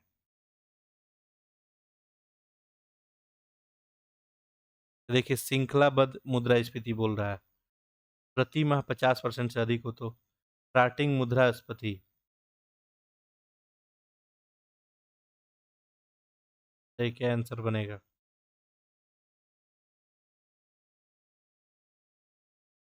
देखिए श्रृंखलाबद्ध जो है प्रति वर्ष 3% से कम होगा, इसको श्रृंखलाबद्ध में काउंट किया जाएगा। एक या दो। स्टार्टिंग ये हो जाएगा एक वार्षिक मुद्रास्फीति दर एकल अंक में, जैसे 10 से ज़्यादा नहीं होना चाहिए। द्रुत मुद्रास्फीति या द्रुत, ये बन जाएगा आपका 30 से 100। और लास्ट में है अति मुद्रास्फीति, ये 50% से अधिक, तो ऑप्शन हो जाएगा ए। बाकी आपको पता है कि आइडियल रेट मुद्रास्फीति का क्या है? 4 ± 2 यानी 2 से 6% के बीच। वित्त वर्ष 2025 में जीएसटी संग्रह के संबंध में कौन सा कथन सही है? जीएसटी कलेक्शन को लेकर कुछ क्वेश्चन फिर से छूट गया क्या? हाँ। निम्नलिखित में से कौन सा रिपोर्ट विश्व बैंक द्वारा प्रकाशित नहीं की जाती है? बताइए। वर्ल्ड डेवलपमेंट है, ग्लोबल इकोनॉमी। थोड़ा सा अस्वस्थता होने के कारण से उतना एनर्जी के साथ हम लेक्चर आप ये डिलीवर नहीं कर पा रहे हैं। बाकी चलिए कोशिश करते हैं अगले लेक्चर से और कुछ सुधार है और बेहतर आप सभी के लिए काम करें। तो देखिए यहाँ पे आंसर तो वर्ल्ड इकोनॉमिक आउटलुक हो जाएगा, विश्व बैंक द्वारा प्रकाशित नहीं किया जाता है। ठीक है। वर्ल्ड इकोनॉमिक रिपोर्ट जो है ये कौन प्रकाशित करता है? इसको आईएमएफ करता है। निम्नलिखित में से किस पंचवर्षीय योजना का प्राथमिक उद्देश्य गरीबी हटाओ और आत्मनिर्भरता था? बताइए। ये कौन था? पांचवा ही था। टीपी दर की अध्यक्षता में पांचवा तैयार किया गया था, गरीबी हटाओ। ठीक है। कई सारा कार्यक्रम वगैरह भी लाया गया था, प्राथमिक शिक्षा का विस्तार किया गया था, विद्युतीकरण का बढ़ावा। ठीक है। ये सब स्वास्थ्य वगैरह बेहतर करने का प्रयास किया गया था। दिख रहा है कि जीएसटी के संबंध में कौन सा सही नहीं है? 25 में जीएसटी संग्रह 24 की तुलना में गिरावट आई है। ये तो डाटा वाला गेमिंग हो गया। 25 में कह रहा है 24 की तुलना में।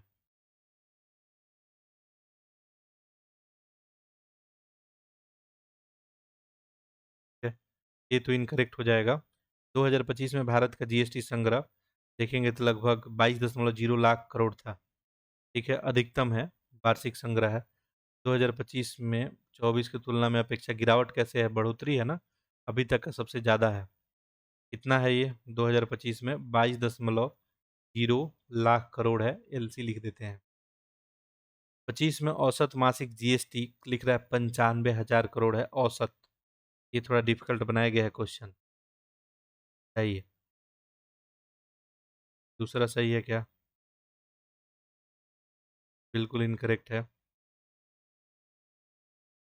आप 2 पॉइंट जो है जीरो, सॉरी 22.08 से डिवाइड करके भी देख सकते हैं, ज़्यादा आएगा ये।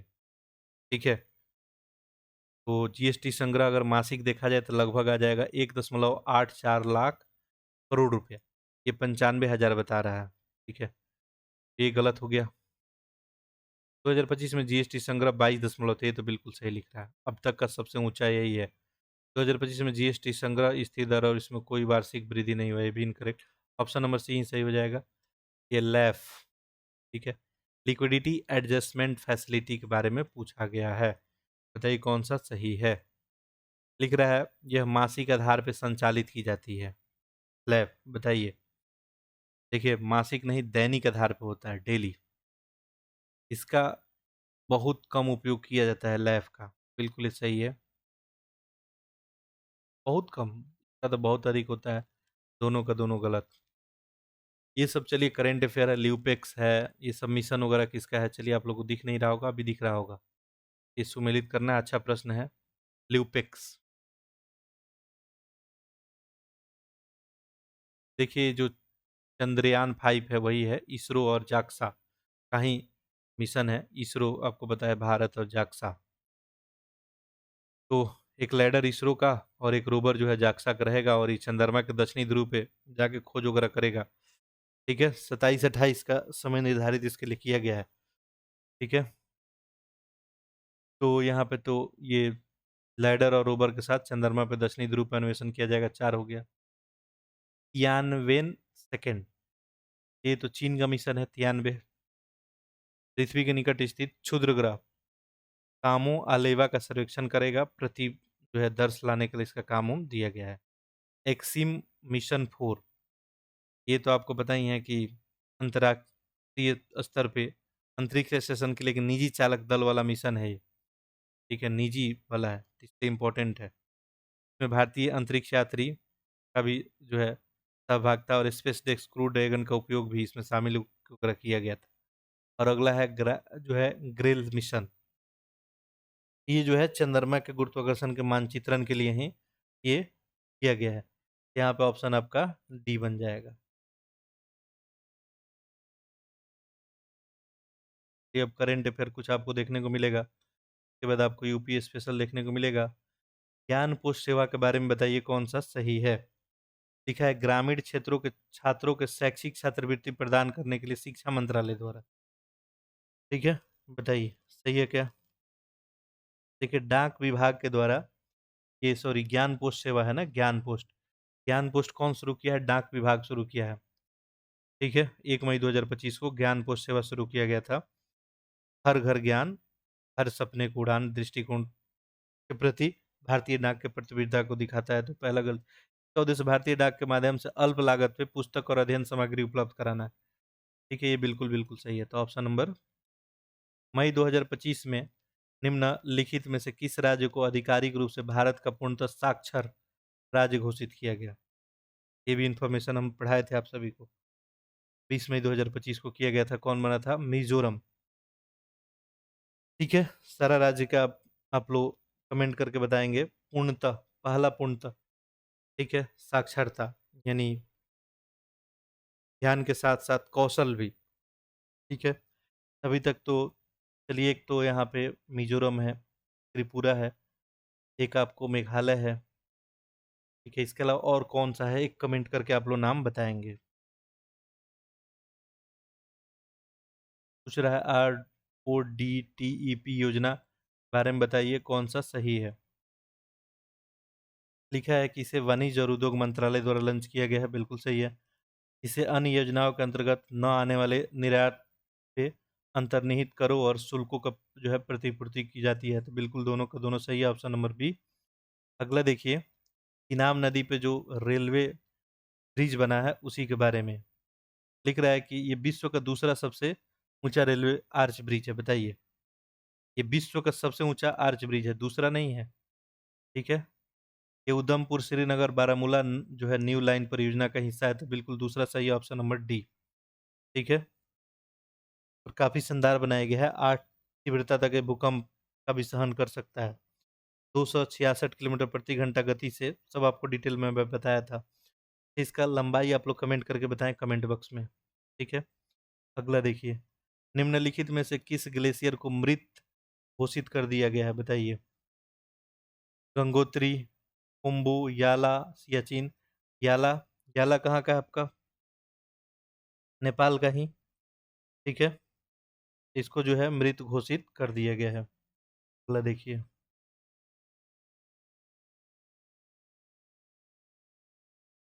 अगला है आपका इगला एस, ये आखिर है क्या? ठीक है, एक लंबी दूरी का बैलिस्टिक मिसाइल, एक रूसी निर्मित युद्ध टैंक, एक कंधे से दागी जाने वाली वायु रक्षा मिसाइल ही है। ठीक है, कम ऊंचाई पर उड़ान भरने वाले दुश्मन के विमान, हेलीकॉप्टर वगैरह है, उसी पे ड्रोन्स के माध्यम से सटीकता से जो है निशाना साधने के लिए जो है इसको डिजाइन किया गया है। और भारतीय सेना इसको 260 करोड़ रुपए का आपातकालीन खरीद योजना के तहत अधिकृत भी की है। अगला देखिए, देखिए लेटेस्ट करेंट अफेयर भी है आपका, मई अप्रैल वगैरह करेंट अफेयर है इसमें। अप्रैल 2025 में भारत तिब्बत आईटीबीपी तिब्बत सीमा पुलिस ने निम्नलिखित में से किस पर्वत पे चढ़ाई की?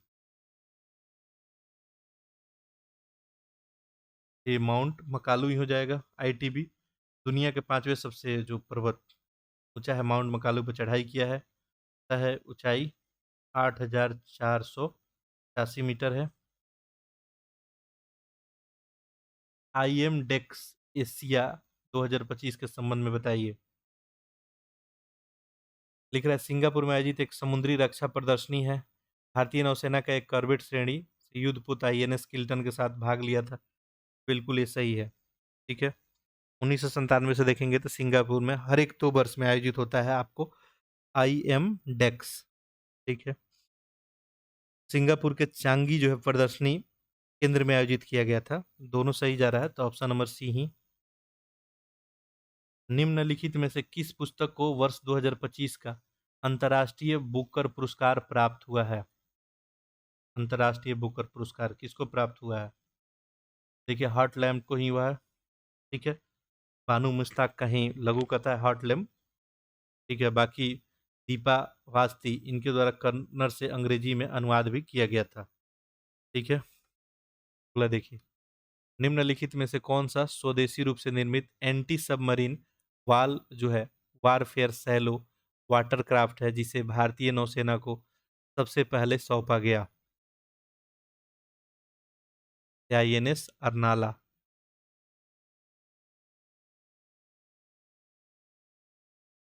अगला प्रश्न, भार्गव अस्त्र के संबंध में बताइए कितना कथन इसमें सही है? ये भारत की पहली माइक्रो मिसाइल प्रणाली है जिसे ड्रोन झुंड के खतरे को निष्प्रभावी करने के लिए विकसित किया गया। बात सही है, इसको डीआरडीओ के द्वारा विकसित किया गया है भार्गव अस्त्र को। ये वाला स्टेटमेंट क्या होगा? सही नहीं बनेगा। भार्गव अस्त्र को इकोनॉमिक एक्सप्लोसिव लिमिटेड के द्वारा इसको बनाया गया है। केवल एक ऑप्शन में है क्या? Option number A. निम्नलिखित में किन व्यक्तियों को 58वां ज्ञानपीठ पुरस्कार प्रदान किया गया है? 58वां ज्ञानपीठ पुरस्कार, ये जगत गुरु राम भद्राचार्य और गुलजार।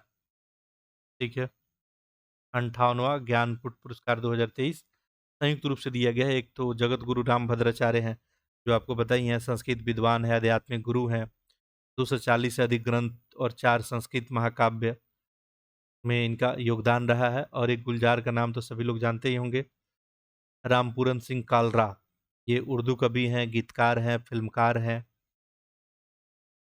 ज्ञानपीठ जो है इन लोगों को।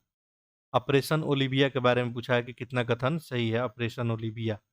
लिख रहा है भारतीय वायुसेना ने प्रतिवर्ष संचालित किया जाता है। देखिए समुद्री संरक्षण पहल है ये, आपको जो भारतीय तटरक्षक बल है इसके द्वारा, वायुसेना कहाँ से आ जाएगा यहाँ पे, ये तो गलत हो गया। इसका उद्देश्य है अर्ली ब्रीडले कछुओं को सुरक्षित, बिल्कुल दूसरा वाला सही हो जाएगा। ये प्रश्न पुराना था, हम लोग कट किए थे, डिस्कस इसका ऑलरेडी हुआ था। वर्ष 2025 का वर्ल्ड फूड प्राइज किसे प्रदान किया गया है? 2025 का वर्ल्ड फूड प्राइज बताइए।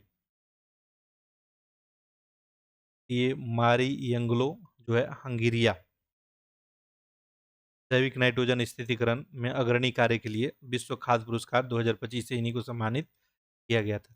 निम्नलिखित में किन आर्द्रभूमियों का हाल में रामसर साइट, और इस तरह से कुल रामसर जो है भारत में अब 91 हो गया है, सही है इसमें आपको राजस्थान का है खीचन और मेनार। इस तरह से भारत में कितना टोटल 91, ठीक है, और राजस्थान में देखेंगे टोटल 4 हो गया है।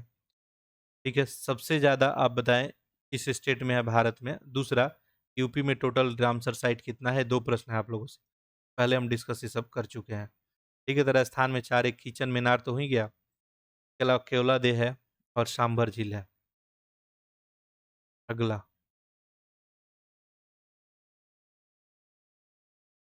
निम्नलिखित में से कौन सी company non banking finance company licence प्राप्त करने वाले भारत की पहली ई कॉमर्स कंपनी बन गई है? ये देखिए फ्लिपकार्ट ही है। अगला प्रश्न है आपका, निम्नलिखित में से किस देश को वर्ष 25-28 की अवधि के लिए अंतर्राष्ट्रीय प्रशासनिक विज्ञान संस्थान का अध्यक्ष चुना गया है? ऑस्ट्रिया है, जर्मनी, भारत को ही 25-28 के लिए अंतर्राष्ट्रीय प्रशासनिक विज्ञान संस्थान का। इफ्को के पहले विदेशी नैनो उर्वरक संयंत्र के संदर्भ में बताइए कितना स्टेटमेंट इसमें सही है? ये कुरितीबा ब्राजील में स्थापित किया जा रहा है। इस संयंत्र को वार्षिक उत्पादन क्षमता 4.5 मिलियन लीटर होगी। ठीक है, इफ्को जो है भारतीय कृषि उर्वरक सहकारी एक संयुक्त उद्यम के माध्यम से ब्राजील के कुर्तिबा में ही अपना पहला विदेशी नैनो उर्वरक संयंत्र जो है लगा रहा है। तो याद रखेंगे कहाँ पे? कुर्तिबा में। क्षमता भी बिल्कुल सही दिया है, तो ऑप्शन नंबर क्या चला जाएगा? सी। ये दिवस वगैरह है, आपको सुमेलित वगैरह करना है, इसमें सुमेलित इजली कर सकते हैं। ठीक है, देखिए विश्व दुग्ध दिवस है। ठीक है, ये तो 1 जून को मनाया जाता है, तो एक का तो 3 हो गया, एक का 3। विश्व रक्तदाता दिवस, ठीक है, 14 जून को, एक हो गया। शरणार्थी दिवस, ये 20 जून को। और मानवतावादी दिवस, लास्ट में एक ही बचा है, ऑप्शन बी एक ही बचा है आपका, ऑप्शन नंबर बी।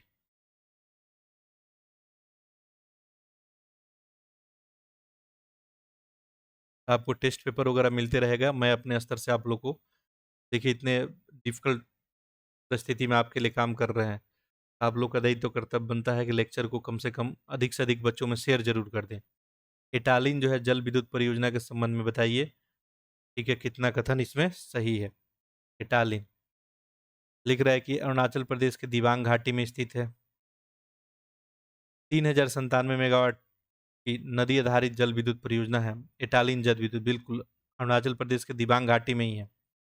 ठीक है, क्षमता भी बिल्कुल सही दिया है, तो ऑप्शन नंबर क्या बन जाएगा? सी। निम्नलिखित में से वैश्विक लैंगिक रिपोर्ट 2025 के बारे में बताइए। देखिए क्या बोल रहा है कि 148 में भारत 121वें पे है लैंगिक में, 131वें पे है। ठीक है, 2025 वाले में। 2024 में जो है 129 था, पहले से रैंक देखेंगे तो खराब ही हुआ है। ठीक है, लैंगिक अंतराल में 131वें पे है। राजनीतिक जो है सशक्तिकरण रिपोर्ट में लैंगिक अंतर का मूल्यांकन करने वाली 4 प्रमुख आयामों में से एक है राजनीतिक सशक्तिकरण। देखिए जो रिपोर्ट जारी वगैरह किया जाता है, ठीक है, उसका आधार क्या होता है? ठीक है, बाकी पहला कि रिपोर्ट कौन जारी करता है, ये लैंगिक जो है वैश्विक लैंगिक अंतराल, तो याद रखेंगे वर्ल्ड इकोनॉमिक फोरम, विश्व आर्थिक मंच। ठीक है, अंतर्राष्ट्रीय संगठन ही है, और ये जो है व्यापार, राजनीतिक, शैक्षिक क्षेत्र में वैश्विक और क्षेत्रीय और औद्योगिक जो है एजेंडा निर्धारित करने के लिए सहभागी बनाता है। यानी ओवरऑल इसका 4 ही डायमेंशन होता है। एक तो आर्थिक भागीदारी और अवसर का क्या स्थिति है, शैक्षिक उपलब्धि क्या है, स्वास्थ्य और उत्तरजीविता क्या है, राजनीतिक सशक्तिकरण। बिल्कुल राजनीतिक सशक्तिकरण भी 4 में से 1 है, केवल 2। निम्नलिखित में से कौन सा राज्य नगरपालिका चुनाव में मोबाइल फोन आधारित ई वोटिंग का संचालन करने वाला पहला भारतीय राज्य बना है? महाराष्ट्र, तमिलनाडु, बिहार ही। ठीक है। सीडैक। ठीक है। स्वावलंबनी पहल के बारे में पूछा है कि कौन सा सही है। लिखा है कौशल विकास उद्यमिता यानी एमएसडी ने नीति आयोग के सहयोग से शुरू किया है। स्वावलंबनी पहल बिल्कुल सही है। पहल को कौशल विकास और उद्यमिता मंत्रालय के द्वारा ही। अगला है, इसका उद्देश्य दक्षिण भारत के उच्च शिक्षण संस्थानों में महिलाओं को सशक्त बनाना। देखिए, महिला उद्यमिता कार्यक्रम आप सभी को पता है महिलाओं के लिए ही, लेकिन विशेष रूप से ये पूर्वोत्तर उच्च शिक्षा संस्थानों के लिए, जैसे असम, मेघालय, मिजोरम। ठीक है, तो दक्षिण भारत का नहीं, पूर्वोत्तर के लिए, तो ये गलत हो जाएगा। याद रखेंगे स्वावलंबनी किसके लिए है? पूर्वोत्तर के लिए है। तो ऐसे में ऑप्शन नंबर केवल और केवल 1। अगला देखिए, प्रश्न संख्या 136।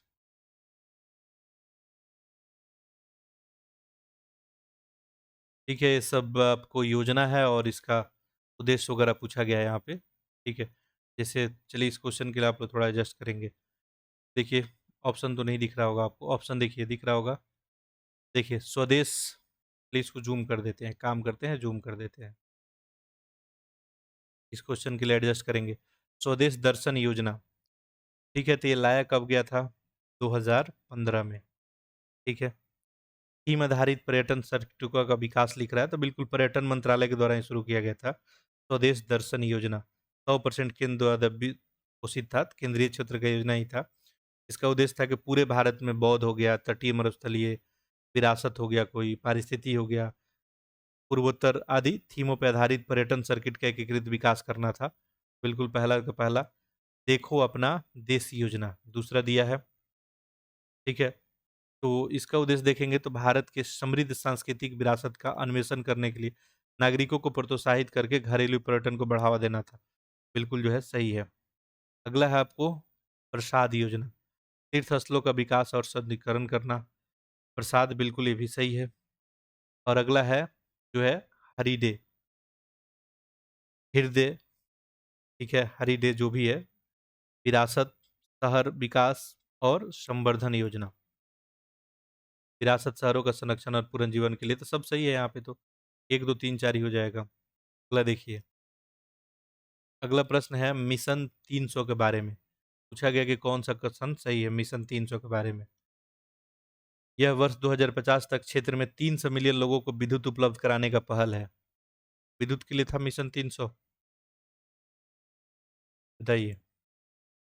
2050 तक नहीं, 2030 तक। 2000 2030 तक 300 मिलियन लोगों को विद्युत उपलब्ध कराना था। ठीक है, इसका लक्ष्य यही रखा गया था। उप सहारा अफ्रीका में आपको पता है कि 600 मिलियन लोग अभी भी विद्युत से वंचित हैं। ये टारगेट बनाया गया है मिशन 300 का कि हम लोग 2030 तक क्या करेंगे, 300 मिलियन लोगों को विद्युत पहुंचा देंगे। ठीक है, तो पहला तो गलत हो गया। यह पहल विश्व बैंक और अफ्रीकी विकास समूह बिल्कुल इन्हीं के द्वारा संचालित हो रहा है, तो ऑप्शन नंबर बी। ठीक है, आगे बढ़ते हैं हम लोग।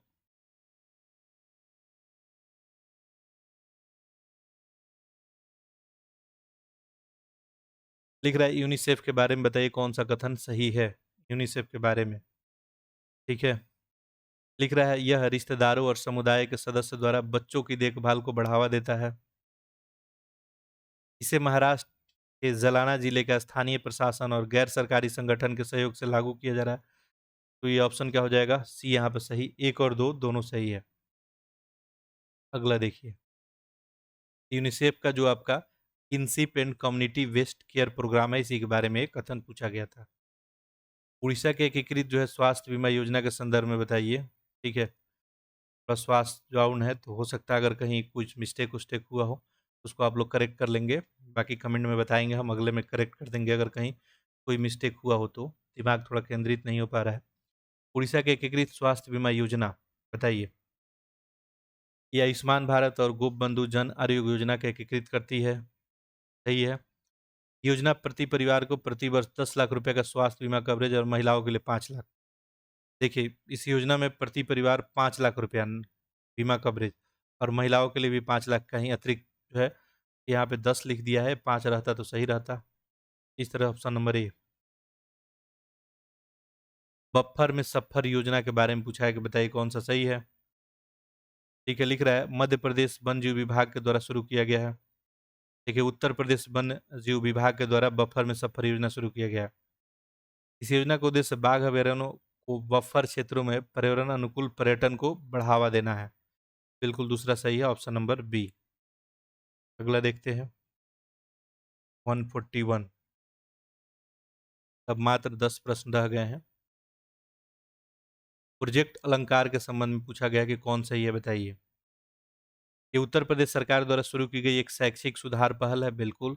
उद्देश्य है कि 2441 सरकारी माध्यमिक विद्यालयों में 35 बुनियादी ढांचा और सुविधा मानकों के साथ 100% अनुपालन करना है। ठीक है, कितने में? 2441 में। बिल्कुल सही है, दोनों का दोनों। तो प्रोजेक्ट अलंकार याद रखेंगे। ठीक है, प्रोजेक्ट अलंकार कहाँ? उत्तर प्रदेश का ही शैक्षिक पहल ही है। भारत में कछुआ आरक्षण, सॉरी कछुआ आरक्षण नहीं, कछुआ संरक्षण को लेके बताइए कौन सा सही है। कछुआ संरक्षण को लेके लिख रहा है विश्व कछुआ दिवस 23 मई को विश्व स्तर पर मनाया जाता है। बात सही है। अगला, भारत में पाई जाने वाले कछुओं की 30 प्रजातियों में से 25 जो है उत्तर प्रदेश में पाई जाती है। देखिए, 30 प्रजाति तो पाई जाती है, लेकिन 30 में 15 प्रजातियां उत्तर प्रदेश में पाई जाती है। ठीक है, तो इस तरह से दूसरा गलत। तो ऑप्शन नंबर केवल एक है कि ऑप्शन नंबर डी में। अगला देखिए, तो यूपी स्पेशल कुछ करंट अफेयर वगैरह है आपका। बाल श्रम उन्मूलन अभियान के बारे में पूछा गया है। उत्तर प्रदेश में 2029 तक बाल श्रम को समाप्त करने के लिए अभियान शुरू किया गया है। देखिए, बाल श्रम को समाप्त करने के लिए उत्तर प्रदेश 2029 नहीं, 2027 तक टारगेट रखा है। ये गलत हो जाएगा। विश्व बाल श्रम निषेध दिवस प्रति वर्ष 12 जून को मनाया जाता है। ये बिल्कुल करेक्ट है, तो ऑप्शन नंबर बी 144।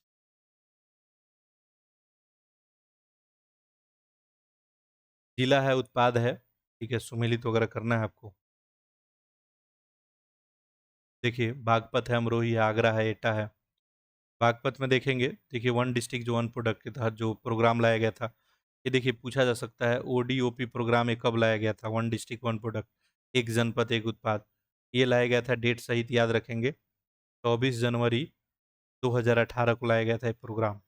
ठीक है, चिन्हित किया गया था जिलों को, टारगेट किया गया था। देखिए यहाँ पे बागपत से कृषि और यंत्र संबंधित उपकरण 1 का 4, अमरोहा से जो है आपको मेटल और वुडन हैंडीक्राफ्ट, आगरा से देखेंगे तो सभी प्रकार का फुटवियर, और एटा से इकोरी उत्पाद।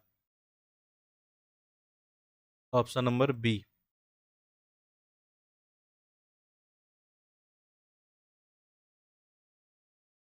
चलिए आगे बढ़ते हैं। 145। निम्नलिखित में कौन 2025 में भारत का 86वां जो है ग्रैंड मास्टर बना?